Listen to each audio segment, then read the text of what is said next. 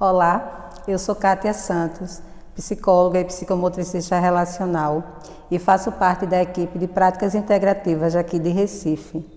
Hoje eu vim falar um pouco sobre a experiência da psicomotricidade relacional no SUS e quero convidar vocês a fazer parte desse momento que eu digo que é um momento importante e um momento crucial, porque a psicomotricidade relacional aqui em Recife está completando 10 anos.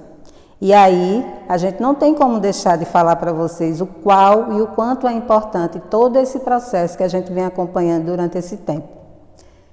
Esse trabalho iniciou na Guilherme Abá, que é a primeira unidade de práticas integrativas aqui de Recife, e se estendeu a partir do ano de 2012 no CIS, que é o outro serviço de práticas integrativas que temos aqui em Recife. Com o passar do tempo, nós observamos que mais de 400 crianças já foram acompanhadas, crianças e adolescentes, nesse projeto.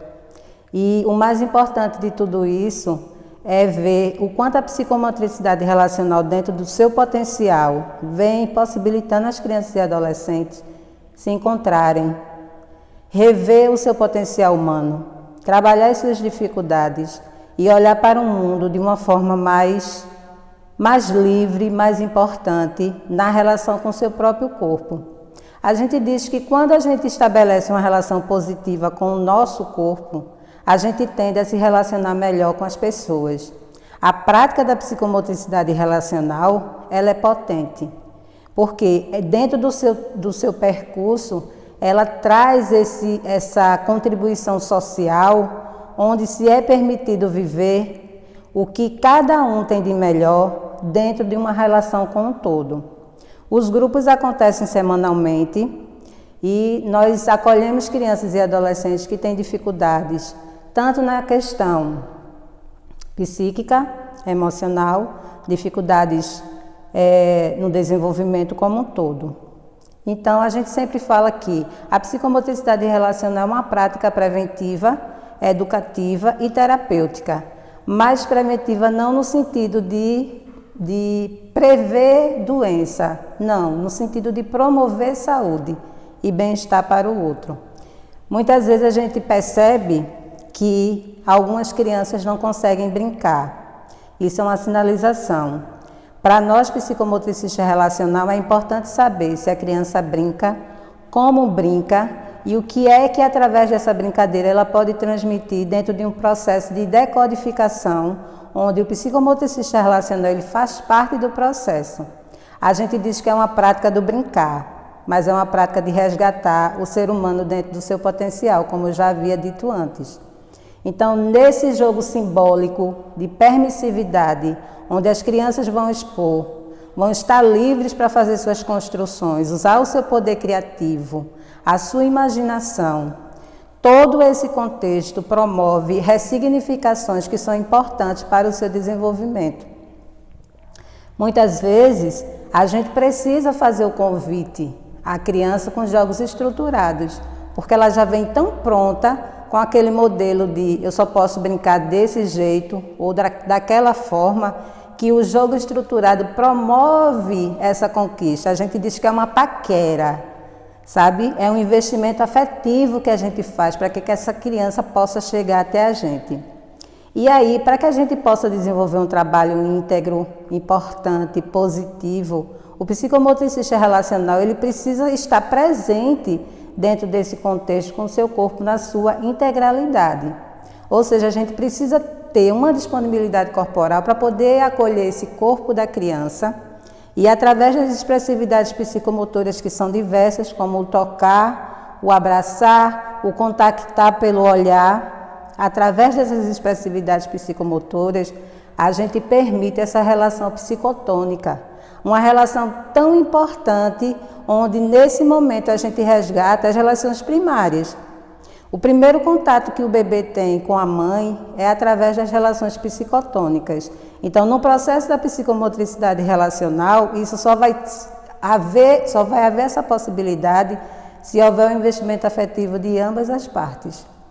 A gente fala da questão da afetividade, é um tema muito presente, mas a afetividade está relacionada ao afeto e ela só funciona quando eu me sinto afetada por um ser humano ou quando esse ser humano se sente afetado por mim. Através dessa relação é que é possível a gente poder estabelecer um vínculo, né, para dentro desse movimento, dessa relação, dessa brincadeira, dessas construções. A partir do momento que a criança traga a sua realidade, porque no momento da brincadeira ela está expressando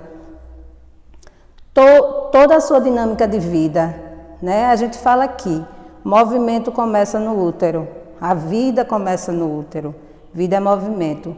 Então, quando a criança se expressa, quando ela corre, quando ela brinca, quando ela pula, ela está expressando a máxima do seu potencial, que é a vida desse corpo, é o movimento nesse corpo.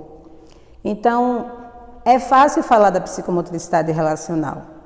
É fácil falar porque é um resgate da nossa própria infância, né? A gente percebe que antigamente as crianças brincavam muito, todos nós brincávamos muito. E a brincadeira ela é preventiva.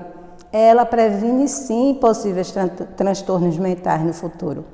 Eu lembro que antes desse projeto começar, eu trabalhava no CAPS e aí, após a formação, aqui no Ícone, né, aqui em Recife, que é a instituição que oferece o curso de formação em psicomotricidade relacional, eu senti esse desejo de levar tudo que está internalizado no meu corpo, que foi vivido lá, no processo pessoal, que é importante, dentro desse investimento que a gente faz na formação, levar essa proposta terapêutica, para as crianças e adolescentes que vivem em situações de vulnerabilidade social. Mas por quê? Por que esse desejo? Porque todos nós devemos levar o que cada um tem de melhor para o mundo. Então, dentro do princípio da nossa humanidade, se nós estamos em contato com o outro e sabe que uma dinâmica, uma prática vai promover a saúde, o bem-estar, o desenvolvimento, por que não? Levar para as crianças e adolescentes que estão necessitando e que não têm condições de vivenciar esse momento em um lugar, né, privativo. E aí esse trabalho foi implantado, né? E foi um trabalho muito importante, porque para que ele funcione, nós precisamos da ajuda de muitas pessoas. Então, muitas pessoas foram coadjuvantes desse trabalho, né? E eu, enquanto protagonista, estou levando essa oportunidade para quem necessita, né? Entrar em contato com o seu desenvolvimento e poder viver de uma forma mais adequada, sabe? Uma maneira mais respeitosa de se fazer presente no mundo. Nas duas unidades também temos mais duas profissionais, né, que trabalham com a psicomotricidade relacional.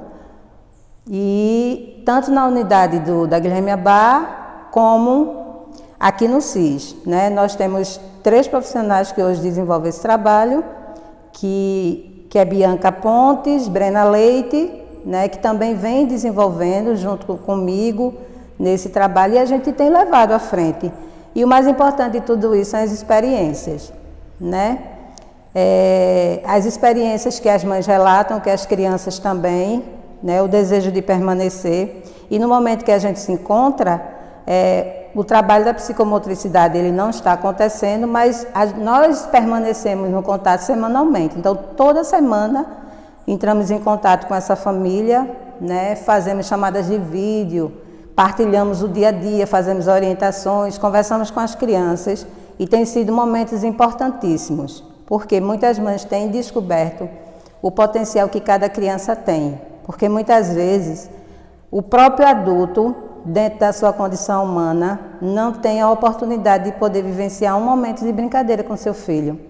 E esse momento que a gente vive está permitindo isso, a descobrir que eles podem ir muito mais além. E muitas vezes são as próprias crianças que convidam os pais para poder fazer parte da brincadeira. Então, quando eu digo que falar da psicomotricidade relacional é fácil, porque toda vez que eu falo da psicomotricidade relacional, a gente coloca o corpo em discussão, né? O profissional psicomotricista relacional, ele precisa ter incorporado, introduzido, internalizado todas as sensações possíveis durante o processo pessoal para ter condições de, no momento em que entrar em contato com a criança, poder promover esse grande encontro. Na realidade, no processo da relacional, todos ganham, tanto o profissional como as crianças e os adolescentes.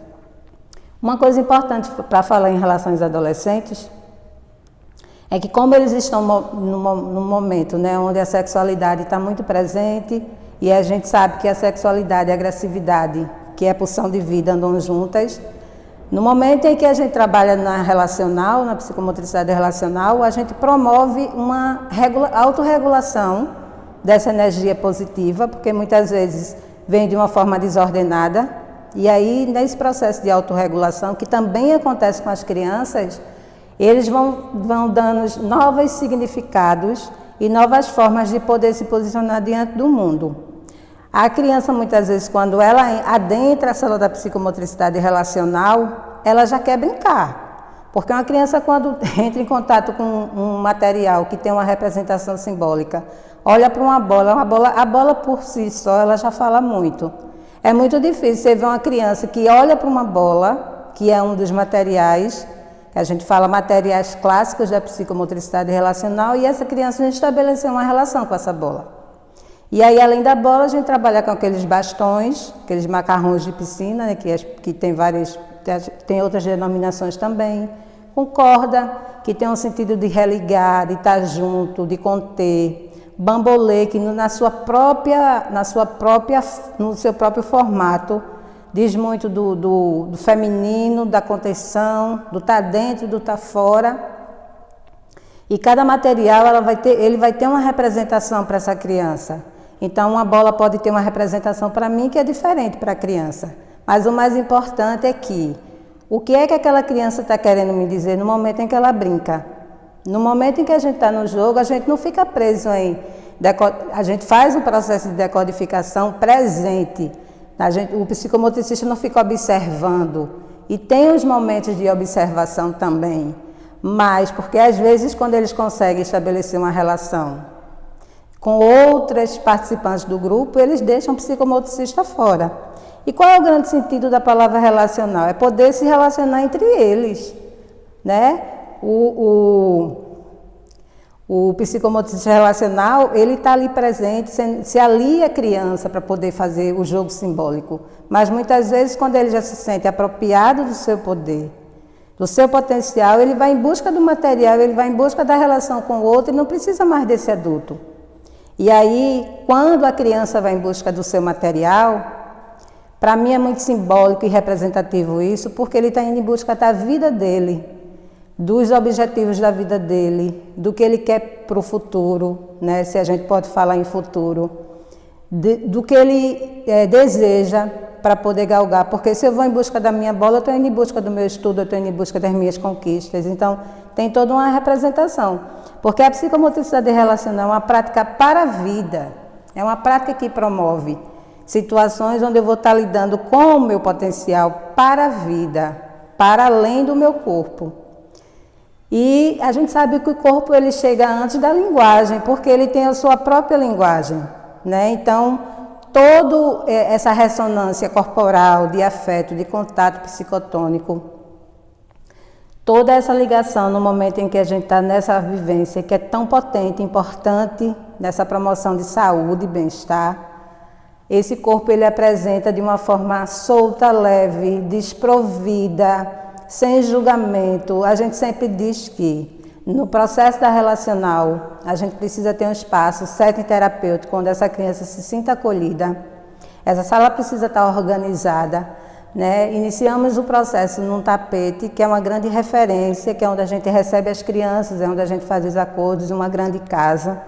E a tendência é durante eles, depois da vivência também, se sentirem à vontade de descansar, finalizar, né, o trabalho no tapete. É importante também da gente poder finalizar esse processo de autorregulação e tem um começo, meio e fim.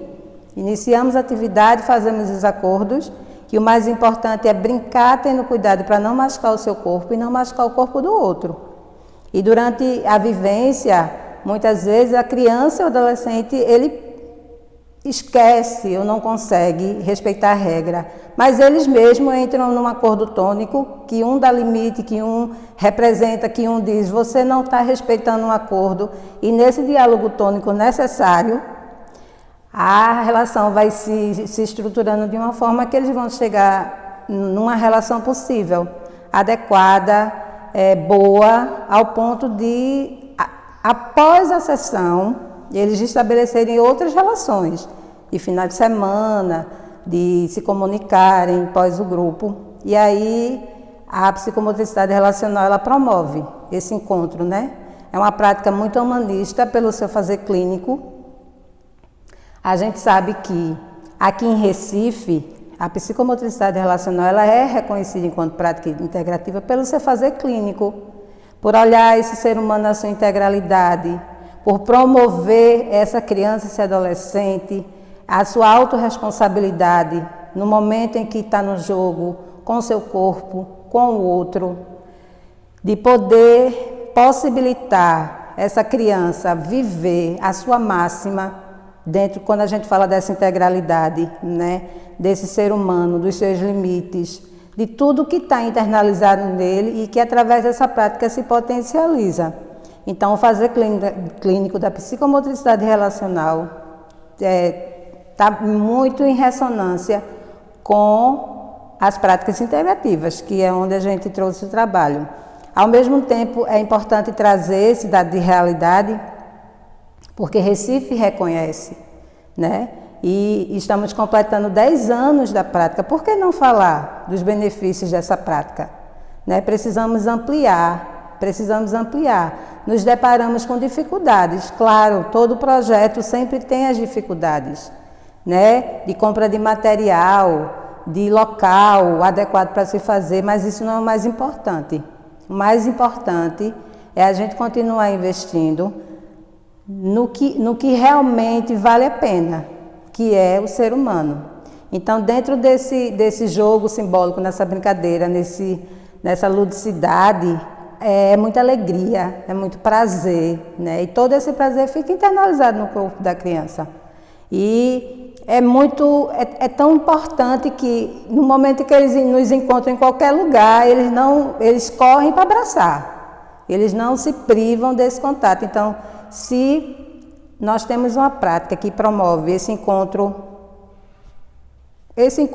pessoal e através disso promove um encontro com o outro, aí sim a gente tem que falar da máxima da psicomotricidade relacional e do sentido, né, que essa prática traz para a vida.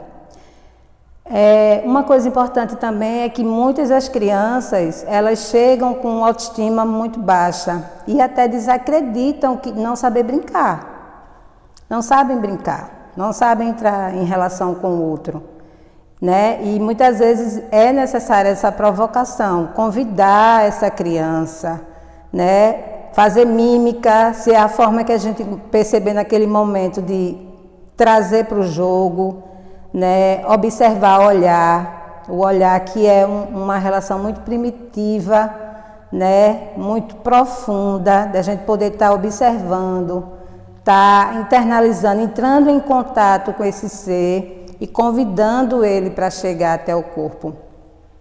E nessa disponibilidade corporal do psicomotricista relacional, a gente precisa estar livre, o corpo permissivo para que eles possam chegar até nós.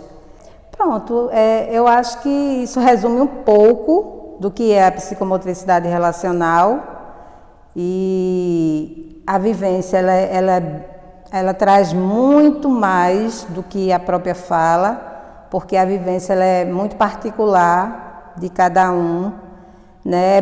Traz muito sentido do que aquele movimento está promovendo no meu corpo, como é que eu estou ressignificando o que precisa ser ressignificado e como a partir disso eu vou poder viver melhor.